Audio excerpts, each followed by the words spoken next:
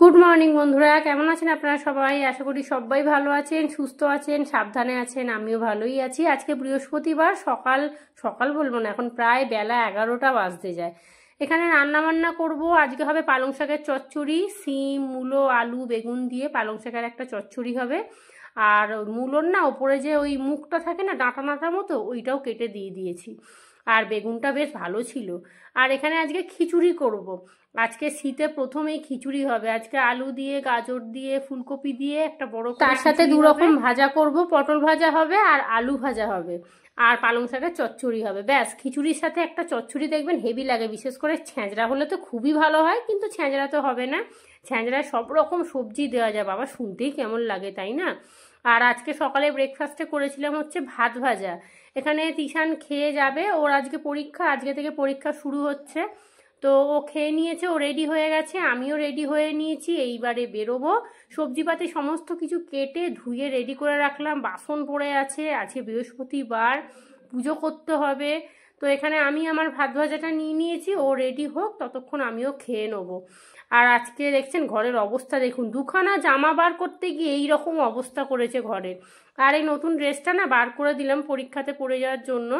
ওর এই দুখানার মতো ড্রেস আছে নতুন তোলা, আজকে আবার স্কুল থেকে ড্রেস দেবে। তো সেই কারণে বললাম একটা ড্রেস তুই তাহলে বার করে পরে যা, পরীক্ষায় না একটু পরিষ্কার ভালো লাগে। তো চলুন টুকটুক করে রান্নাবান্নাগুলো করবো, আগে ওকে দিয়ে আসি। আর এসে আগে রান্নাটা বসিয়ে দেবো, তারপরে ঘরটরগুলো মুছে নেবো। তবে বৃহস্পতিবারে পুজো তো কখন হবে জানি না। তবে যদি খুব বেশি দেরি হয়ে যায় তাহলে আমি একটা কাজ করব, তিশানার এক বন্ধু এখান থেকেই যায়, আমাদের বাড়ির পিছনেই তার বাড়ি। তো ওর মাকে ফোন করে দেবো, ওখানে ও নিয়ে চলে আসবে, সেটা সময় বুঝে করব। তো চলুন, আমিও রেডি হয়ে গেছি। বিছানাটার যা অবস্থা, ওই একটা গেঞ্জি খুঁজে পায় না, গেঞ্জি না প্যান্ট বোধহয় না মোজা খুঁজে পায় না, গেঞ্জি না প্যান্ট বলছি, মোজা পায় না খুঁজে, জানেন, মোজা খুঁজে খুঁজে একবারে হয় না, লাস্টে তো পেলোই না। আর তিশান কি বলুন তো, ওই তন্ময়ের মতো, ওর না ধৈর্য খুব কম। মানে আগে খোঁজ দেখ, আগে ও দেখবে না, আগে থেকেই বলে দেবে নেই।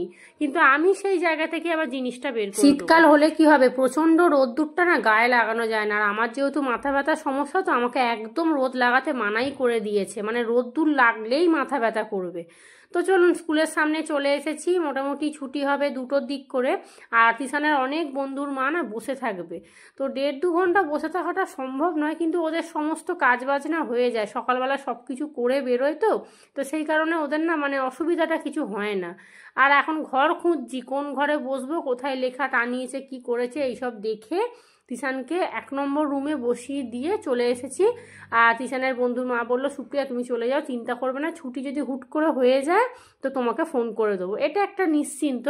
তো বাড়ি এসেই আগে খিচুড়িটা বসিয়ে দিচ্ছি। আর এইদিকে না ভাবছি ছোট কড়ার মধ্যে ভাজাভুজিগুলো সমস্ত কিছু করে নেবো, মানে পটল ভাজা, আলু ভাজা, ফুলকপিটা ভেজে নেবো, বড়ি ভাজা, তারপরে ওই পালং শাকের বেগুন, সমস্ত কিছু টুকটুক করে সব ভাজাগুলো করে নিই, তাহলে রান্না বসাতে খুব একটা সময় লাগবে না।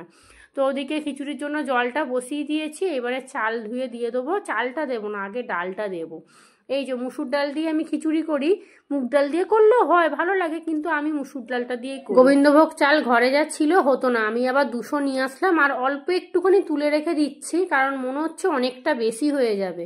আর মাইক্রোওভেনটা খারাপ হয়ে গেছে, তো খিচুড়ি তো আর মানে যখন তখন গরম করতে পারবো না। আর কড়ার মধ্যে খিচুড়ি গরম করলে দেখবেন নিচটা কেমন লেগে লেগে যায়। আর মাইক্রোওভেনে কি জানো, মনে হবে এক্ষুনি খিচুড়ি পুরো একদম হাঁড়ি থেকে নামানো হলো, এত সুন্দর গরম হয়। তো ওই জন্য অল্প করেই করলাম। রাত্রিরে রুটি করব, আর পালং শাকের তরকারি তো আমার থাকবেই। আর খিচুড়ি এখানে এই যে নুন হলুদ সব দিয়ে দিয়েছি, ডালটা দিয়ে দিলাম। পেঁয়াজ টমেটো কাটতে ভুলে গিয়েছিলাম, তো ওদিকে পেঁয়াজ টমেটোও দিয়ে দিয়েছি। ডালটা খানিকটা সিদ্ধ হবে, তারপরে চালটা দিয়ে দেবো। এদিকে পটল ভাজাটাও মোটামুটি হয়ে গেছে, তেলটা একটু বেশি করে দিয়েছি। এই তেলের মধ্যেই না ভাবছি ওই বেগুনগুলো ভেজে নেবো। বেগুন ভাজতে একটু তেল লাগে, আর আমি না খুব একটা বেগুন ভালো কিনতে পারি না, কিন্তু এইবারে দেখছি খুব সুন্দর বেগুনগুলো পেয়েছি, একটাও পোকা নেই। 3-4খানার মতো বেগুন নিয়েছিলাম, ওই শুধু পালং শাকের তরকারিতেই দেবো বলে। তো এখানে পটল ভাজা হয়ে গেছে, পটলও একটু বেশি ভেজে নিয়েছি, ওই আমি 2খানা নিয়ে নেবো, তন্ময়কে 4খানা মতো দিয়ে দেবো। আর রান্নাবান্না করছি, কিন্তু এত গলা ব্যথা করছে না, আপনাদেরকে কি বলবো। মানে রান্না করতে করতে না দেখছি গলা শুকিয়ে যাচ্ছে, নাক টাক কেমন জাম হয়ে যাচ্ছে। তো গত পরশুদিনকে আমাকে এক বন্ধু কমেন্টে লিখেছে যে এক কথা নিয়ে সারা ভিডিও। দেখুন, আমি একটা কথা বলি, আমার যেটা প্রবলেম হবে, আমার ডেইলি লাইফে যেটা হবে আমি সেটাই তুলে ধরবো। সেটা যদি মনে হয় কারোর প্রবলেম হচ্ছে, কারোর শুনতে ভালো লাগছে না, তাহলে সেটা তার ব্যাপার। কিন্তু আমার যেটা ডেইলি লাইফে হচ্ছে সেটাই আমি আপনাদের সাথে শেয়ার করছি। আমি যদি কালকে যদি আমার জ্বর হয়, আজ যদি আমার জ্বর হয়, তো দুদিন পর পর হলে আমি নিশ্চয়ই বলবো যে আমার দুদিন পর পর জ্বর হচ্ছে। তো সেটা যদি মনে হয় যে এক কথা নিয়ে সারা ভিডিওতে বলছি, তাহলে আমার কিছু বলার নেই, সেটা তার ব্যাপার। তো চলুন, এদিকে গল্প করতে করতে আমার কিন্তু বেগুনটাও ভাজা হয়ে গেছে, বড়িটাও ভেজে নিয়েছি। বড়িটা হালকা করে ভাজলাম। এই দোকান থেকে বড়ি নিয়ে এসেছি তো একদম ভালো না, জানেন, কিরকম একটা তিতকুটে তিতকুটে টাইপের। কিন্তু আমাদের রামতলা স্কুলের ওখান থেকে বড়ি নিলে দারুণ খেতে লাগে। তবে এই বড়িটা এখন নিয়ে চলে এসেছি, এক প্যাকেট বড়ি 100-র মতো, অনেকটাই তো বড়ি হয়েছে। তো সেই কারণে এটা আগে শেষ হোক, তারপরে ওখান থেকে আবার 1-150-র মতো নিয়ে আসবো। ওদিকে চালটা দিয়ে দিয়েছিলাম, খিচুড়ি মোটামুটি হয়ে এসছে। ফুলকপিটা না একদম লাল লাল করে ভেজে নামাবার একটু আগে দেবো। এর আগের বারে ফুলকপি দিয়েছিলাম, সব গলে গেছে, জানেন, ফুলকপি শুধু ডাঁটাগুলো ছিল, ফুলগুলো প্রত্যেকটা গলে গেছে। তো সেই জন্য এইবারে একদম নামাবার 5 মিনিট আগে দিয়ে একটু ফুটিয়েই নামিয়ে দেবো। আর এদিকে সমস্ত কিছু ভাজা হয়ে গেছে। আমি ভাবলাম একেবারে ফুলকপি বলছি, খিচুড়ির একেবারে বরঞ্চ মশলাটা করে দিয়েই দিই, তাহলে একই করাতে আমার সব কাজ। খিচুড়ির মশলাটাতে দিয়েছি গোটা জিরে, তেজপাতা, শুকনো লঙ্কা ফোড়ন, তারপরে আদা রসুন বাটা যা ছিল দিয়ে দিলাম। আরেকটু দিলে হয়তো ভালো হতো, কিন্তু আজ আর সময় নেই আমার মশলা করার মতো। ওই যা হবে তাই খাবে কোনো, আর একটু মশলাটা হলে ভালো হতো। একটুখানি দিয়েছি গুঁড়ো লঙ্কা, কাশ্মীরি লঙ্কা, হলুদ দিলাম, সমস্ত কিছু দিয়েছি। আর খিচুড়িতে না জলটা একটু কম লাগছিল, কারণ আমি ফুলকপি দেবো, জলটা আর একটু লাগবে। তো সেই কারণে একেবারে জলটা একদম ফুটিয়ে নিয়ে দিয়ে দিলাম। ব্যাস, এই যে এখানে মশলাটা দিয়ে দিয়েছি, ভালো করে নেড়ে দিলাম। আলু আর গাজর সিদ্ধ হয়ে গেছে, আর এইবারে ফুলকপিটা ভেজে নেবো। আর আমি আলু, গাজর, পেঁয়াজ, টমেটো সব তো প্রথমেই দিয়ে দিয়েছিলাম, যেহেতু ওগুলো সিদ্ধ হতে টাইম লাগে। ফুলকপিটা একটু ভেজে নিয়ে তারপরে দিয়ে দেবো, ব্যাস তাহলেই হয়ে যাবে। আর দেবো হচ্ছে অল্প করে ধনে পাতা, অল্প করেই দেবো, কারণ তন্ময় পছন্দ করে না তো, গজগজ করবে, জানেন তো। মানে ঘরে যদি একটা অন্যরকম মানুষ থাকে না বাবা, তাকে নিয়ে চলা মহা বিপদ হয়ে যায়, বুঝলেন। মানে ঘন্টায় ঘন্টায় মানে মনে হয় যে এইটা নিয়ে ওইটা বলবে, এরকম একটা ব্যাপার। তো সেই জন্য এই সামান্য একটুখানি ধনেপাতা নিয়েই না, জানেন তো, খেতে বসে হাজারটা কথা শুনিয়ে দেয়। অল্প করে একটু মিষ্টি দিয়েছি আর ভাজা মশলা দিয়েছি, যেটা সেই ওই আলুর পরোটা করেছিলাম, ভাজা মশলাটা করেছিলাম না, ওটাই খানিকটা দিয়েছি। ওটা যে কোনো তরকারিতে দিলে খুব ভালো লাগে খেতে। আর দেখছেন আমার গলাটা কেমন বসা বসা লাগছে না বাবা, এক কথা আবার বারবার বলবো না। আর চলুন, ওখানে খিচুড়ি আমার হচ্ছে, আর একটুখানি ফুটুক, তারপর নামিয়ে দেবো। আর এদিকে আমি না আলু ভাজাও বসিয়ে দিয়েছি। রান্নাবান্না যে শেষের দিকে সেটা কিন্তু বলবো না, এখনও পালং শাকের তরকারি হবে। আর এখন মনে হচ্ছে দূর দূর আজকে এত রান্না না করলেই ভালো হতো, কারণ এই পালং শাকের চচ্চড়ি না খুব একটা যে সময় লাগে সেটা বলবো না, সব রকম সবজি ভাজতে বসিয়ে দিয়েও অনেক কিছু কাজ করা যায়। কিন্তু আজকে শরীর দিচ্ছে না, শরীর আর সাথ দিচ্ছে না। আর এত কাজ যখন একসাথে হয়ে যায় না, আমি একটু হিমশিম খেয়ে যাই। মানে আমার মনে হয় কখন শেষ করব, কখন স্নান করব, কখন তিশানকে আনতে যাবো, এইসব মাথার মধ্যে ঘোরে না আমার, মানে তখন শরীর আর চলে না, মানে একটুখানি কি বলবো, ঘাবড়ে যায় আর কি। তো এদিকে বাসনগুলো মেজে নিচ্ছি, তারপরে ঘরটা ঝাঁট দিয়ে মুছবো। এই যে ঘরটা ঝাঁট দিয়ে মুছলে তবে মনে হবে যে হ্যাঁ দুখানা কাজ কমপ্লিট হয়েছে। তো ঘরটা ঝাঁট দিয়ে মুছে নেবো। আর এখানে দেখছেন মায়ের ঘরে দুখানা শাড়ি রাখা আছে না শোকেসের সাইডে, ব্ল্যাঙ্কেটগুলো বার করেছি না, তো ওই শাড়ি মুড়িয়ে ব্ল্যাঙ্কেটগুলোকে রেখেছিলাম, কারণ যতই শোকেসে রাখি না কেন কোনার মধ্যে এত নোংরা থাকে না, ওই গা চুলকাবে, ওই জন্য বড় বড় শাড়ি দিয়ে ভালো করে মুড়িয়ে তারপরে রেখেছি। তো চলুন, ঘরটা ঝাঁট দেওয়া হয়ে গেছে, এইবারে মুছবো, বাইরেটা ঝাঁট দেবো। এই বাইরেটা, হ্যাঁ বাইরেটা ঝাঁটই তো দেবো, একটু জল দিয়েও মাঝের মধ্যে ধুয়ে দিই। আর এদের কাজ, মিস্ত্রির কাজ মোটামুটি কমপ্লিট হলো। আর আজকে এত রোদ উঠেছে, কিন্তু আজকে কিছুই কাচাকুচি করব না, কারণ শরীরও দিচ্ছে না। আর আজকে অনেক কাজ একসাথে করে ফেলেছি, মনে হচ্ছে সন্ধেবেলা বিছানায় পড়বো মন বলছে, কারণ শরীর না খুব ক্লান্ত লাগছে। তো চলুন, ঘর মোছা হয়ে গেছে, আলু ভাজাটাও মোটামুটি হয়েই এসছে, আলু ভাজাটা বসিয়ে দিয়েই ঘরটা মুছছিলাম। তো আলু ভাজা হয়ে গেছে, খিচুড়িও হয়ে গেছে, এইবারে বসাবো পালং শাকের তরকারিটা, বসিয়ে দিয়ে কাচতে যাবো। আপনাদের বললাম কাঁচা ভেজাইনি, আমার তো মনেই নেই যে আমি কাঁচা ভিজিয়েছি বলে, জানেন, দেখছেন কাজের সাথে সাথে ভুলে যাচ্ছি সব কিছু। তো এইটা করে তারপরে যাব বাথরুমে, কাচাকুচিগুলো করে তারপরে স্নান করবো একদম লাস্টে। তবে মিলে দেবো, ভালো রোদ উঠেছে তো। আর সকালের ব্লগটা তো আমি আগের দিনকেই দিয়ে দিয়েছি, যেহেতু ভিডিও না খুব একটা আমি এডিট করতে পারছি না। আর দেখুন এই চ্যানেলটাও রিচ ডাউন হয়ে যাবে, কারণ এই যে মাঝের মধ্যে ভিডিও দিচ্ছে না। এই তো এখানে পালং শাকের তরকারিটা হচ্ছে, এছাড়া বাদবাকি সমস্ত রান্না হয়ে গেছে। এখন বাজে 1:30। এদিকে আমার কাচাকুচি সব হয়ে গেছে। দুটো চিরুনি সার্ফের জলে ভিজিয়ে দিয়েছিলাম। চলুন, বাইরে ভালো রোদ আছে, মিলে দিই। স্নান করতে যাবো। রান্নাঘরটা আজকে আর ভালো করে পরিষ্কার করব না, একটু ওপরই মুছে নেব। আর তিশানের একটা মোজা পাচ্ছিল না, ওই মোজাটার জন্য সমস্ত নাবিয়ে তারপরে মোজা বার করেছি। এসে খানিকটা গুছিয়েছি, ওই যে আবার এখনও খানিকটা রাখতে হবে। আর আমি কখন পুজো দেবো জানি না। 1:30 তো বাজে। দেখি তিশানের এক বন্ধুর মাকে ফোন করবো, সেরকম হলে ওকে বলবো নিয়ে চলে আসো। ওর এই আমার ফ্ল্যাটের পিছনেই বাড়ি।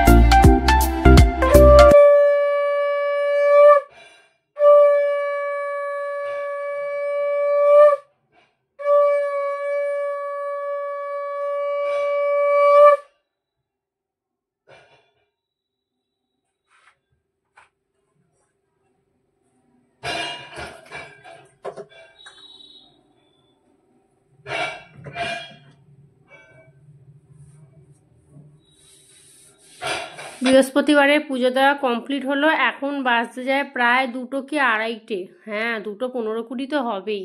আজকে অনেক দেরি হয়ে গেছে। এত দেরি খুব একটা আমার হয় না, আমার মোটামুটি 1:30টার মধ্যেই বৃহস্পতিবারের পুজো হয়ে যায়। কিন্তু আজকে ওই যে অত রান্না, তার উপরে বাসি কাজটা পর্যন্ত হয় না। সকালবেলা যদি বাসি কাজটা করে নেওয়া যায় না, তবুও অনেকটা মানে একটু হালকা হয়, কিন্তু আজকে তো সেটাও হয়নি, সব একসাথে। এখন বাজে পুরো 3টে।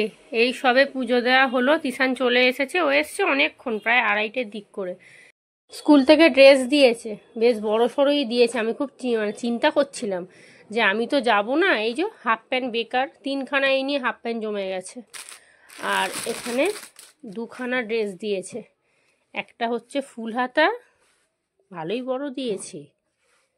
প্রত্যেকবারে যাই তো আমি গিয়ে নিয়ে আসি, আনেন মাপ করে। ও মা, ভালোই দিয়েছে, বড় সড়ো আছে জামাগুলো, ভালোই হয়েছে। তিশান বড্ড জামা নোংরা করে আনেন তো, আর ঘামে না, 2-1 ঘন্টার মধ্যেই জামা নোংরা হয়ে যায়। এটা হচ্ছে হাফ হাতা, এইটা ফুল হাতা। এই দেখুন, জামাগুলোকে বস্তার মধ্যে রেখে দেয় তো, মুড়ে মারে, কি অবস্থা। ইস্ত্রি করে তবে পরতে পারবে। ভালোই দিয়েছে, সুন্দর হয়েছে। আমি ভাবছিলাম যে আমি তো যাব না, ও কীরকম মাপের আনবে। তিশানের এক বন্ধুর মা ফোন করেছিল, সুপ্রিয়া আসছো না? আমি বললাম না গো, আমি ওই সায়নের মাকে বলে দিয়েছি, ও নিয়ে আসবে। বললো তোমার ছেলে দেখলাম লাইন দিয়েছে ড্রেসের জন্য, প্যান্টটা বেশ ভালোই রে বাবু। কে দিল? ম্যাডামই দিল না তুই নিলি? হ্যাঁ, আর কি আছে বাবা, জল কি খাসনি নাকি রে? চলুন এবারে মা বেটা খেতে বসি। কি পরীক্ষা দিয়েছে, এসে তো সব মেলাচ্ছিল বই নিয়ে, ভগবানই জানি কি পরীক্ষা দিয়েছে বাবা। এবারে 70-এ পরীক্ষা। এই দেখুন, এই জামাটা নতুন পরে গেছে, একটু মিলে দিই বাইরেটা, হাওয়া বাতাসে। এই হাফ প্যান্ট বাবু পরে যাবি না? হাফ প্যান্ট পরলে বাজে লাগবে। এই হলো কোশ্চেন পেপার। কি পরীক্ষা দিয়েছে কি জানি, এসে সব মেলাচ্ছিল, হেভি দিয়েছি প্রত্যেকবারই বলে। আর ডিম জানেন, বলে 8 টাকা করে, পুরো চুরি করে ডিম নিয়েছে। বিকেলে এখন 6টা বাজতে যায়, এখানে মা এসেছে আর তিশান ঘুমাচ্ছিল, আমি শুইনি। আমার কি বলুন তো, ওই মাথা ভিজে মাথা নিয়ে শুয়ে পড়লে না আমার ঘাড় মাথা ভার হয়ে যায়, ঘুম আসলেও ঘুমোতে পারি না জানেন। এই যে কি জ্বালায় জ্বলছি না, আর কি বলবো। আর মা আসার সময় একটু পেঁয়াজি আর তিশানের জন্য রোল নিয়ে এসছে একটা, তো ওই রোলটাই ওকে দিয়ে দিচ্ছি। আর মা বলছে কি রে তোর চোখ মুখ কেমন লাগছে, আমি বলছি বলো না মা, একে তো অত বেলা স্নান করেছি, তার উপরে কাচাকুচি করেছি না, ঠান্ডা লেগে গেছে, চোখ দিয়ে জল বেরোচ্ছে, কথা বলতে পারছি না, মানে গলা ব্যথা করছে। আর এই যে হট করে ঠান্ডা পড়ে গেছে না, প্রত্যেক জনের মুখে শুনছি জ্বর হচ্ছে, প্রত্যেক জনের, মানে 3 দিন 4 দিন করে জ্বরটা ভোগাচ্ছে।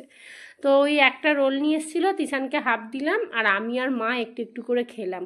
তো এখন বাজে প্রায় রাত্রির 8টা। জামা কাপড়গুলোকে তুলে রেখেছি, মা এই একটু আগে গেল, একটু চা করে দিয়েছিলাম, মা অনেকক্ষণ বসে গল্প করছিল, প্রায় 6টা থেকে পৌনে 1টা অবধি। আর এখানে তিশান এখন স্কুলের প্রজেক্ট করতে বসেছে, ওদের আজকে, আজকে না এইবারে স্কুলের প্রজেক্টে দিয়েছে পেঙ্গুইন। তো ওই পেঙ্গুইনই তৈরি করছে, এখন সময় লাগবে, ওই ডিম দিয়ে দিয়ে তৈরি করতে হবে। আর রাতে রান্নাবান্না করতে চলে এসেছি, প্রচণ্ড ঘাড় মাথা ব্যথা করছিল, শুয়েই ছিলাম, ভেবেছিলাম আজকে রুটি কিনে নিয়ে আসবো। তারপরে আবার ভাবলাম যে দূর, ওই 8-10খানা রুটি কিনতেও পয়সা লাগবে, তার উপরে আবার তরকারি দেয় না জানেন তো, রুটিটা শুধু কিনতে হবে, তরকারি আবার আলাদা টাকা দিয়ে কিনতে হয়।